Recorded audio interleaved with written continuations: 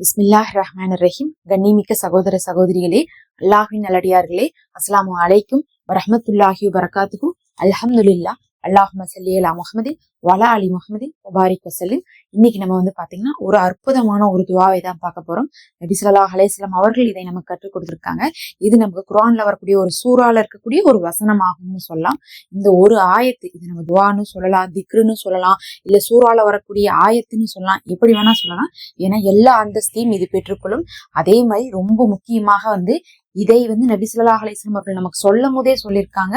நம்மளுடைய உம்மத்துக்காகவே இதை சொன்னாங்க. எப்படி சொன்னாங்கன்னா, உங்களுக்கு எந்த ஒரு கவலை இருந்தாலும், எந்த ஒரு பிரச்சனை இருந்தாலும் அதை தீர்த்து அல்லாஹ் உங்களுக்கு நல்லதை கொடுக்கணும்னு நினைச்சா கண்டிப்பா நீங்க இதை ஓதுங்கன்னு சொல்லியிருக்காங்க. யூனுஸ் நபி அலைஹிஸ்ஸலாம் அவர்கள் ஓதிய துவா, அதாவது என்னுடைய சகோதரர் யூனுஸ் அவர்கள் ஓதிய துவாவை நீங்க என்ன பண்ணுங்க, இந்த உம்மத்தே கவலை தீர்றதுக்கும் கஷ்டங்கள் விலகுவதற்கும் ஓதுங்க. அல்லாஹ் உங்களுக்கு அதுல இருந்து வெளியே கொண்டு வருவான். எப்படி அவர்களை மீன் வயிற்றுல இருந்து அல்லாஹ் வெளியே கொண்டு வந்தானோ அதே போல உங்களையும் அல்லாஹ் என்ன பண்ணுவான், கஷ்டத்துல இருந்து வெளியே கொண்டு வருவான்னு சொல்லிட்டு நபி ஸல்லல்லாஹு அலைஹி வஸல்லம் அவர்களே நமக்கு கற்றுக் கொடுத்திருக்காங்க. மத்த நபிமார்களுடைய துவாக்கள் நமக்கு குர்ஆன்ல கொடுக்கப்பட்டாலும் அது என்னென்ன துவாக்கள் இருக்குன்னு பாத்தீங்கன்னா, இப்ராஹிம் அலைஹிஸ்ஸலாம் அவர்கள் துவா, ஜக்ரியா அலைஹிஸ்ஸலாம் அவர்கள் துவா, அதே மாதிரி பார்க்கும்போது ஆரம்பத்துல நூஹ் அலைஹிஸ்ஸலாம் அவர்களுடைய துவான்னு சொல்லிட்டு நிறைய துவாக்கள் எல்லாம் இருக்கு. குர்ஆன்ல அல்லாஹ்வே காமிச்சு கொடுத்திருக்கான். இருந்தாலும் நபி அவர்கள் தங்களுடைய திருவாயால எடுத்து சொன்னதுன்னு பார்க்கும்போது யூனுஸ் நபியுடைய துவா தான் நம்மளுடைய சமூகத்திற்கே ஆன ஒரு பாதுகாப்பிற்கான துவான்னு சொல்லலாம். பாதுகாப்புனா எல்லா தீங்குல இருந்தும் உங்களுக்கு அதுல பாதுகாப்பு கிடைக்கும்.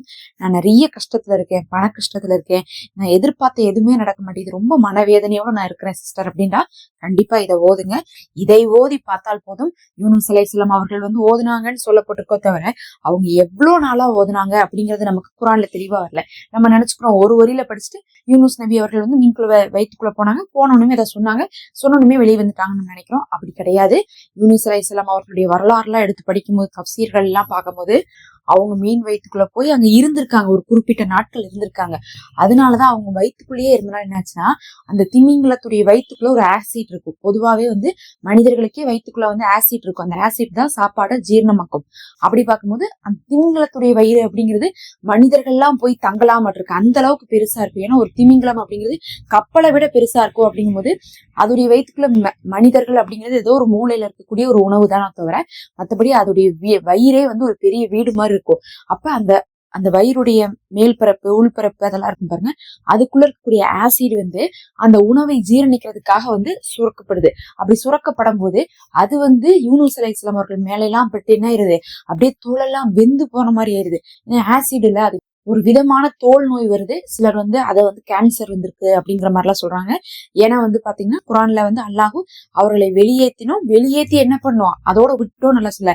அதுக்கப்புறம் அவர்களுக்கு சுரைக்கா செடியை கொடுத்து அவர்களுக்கு என்ன பண்ணுவோம், நிழலையும் கொடுத்தும் நீரையும் கொடுத்தும் நோய்க்கு மருந்தாகவும் அல்லாஹ் அதை ஆக்குறான். அதனால இன்னைக்கு நவீன விஞ்ஞானம் கண்டுபிடிக்குது, கேன்சர் டிசீசஸ்க்கே பாத்தீங்கன்னா சுரைக்கா செடியில இருந்து என்ன கிடைக்குது, மருத்துவம் கிடைக்குதுன்னு கண்டுபிடிச்சிருக்காங்க.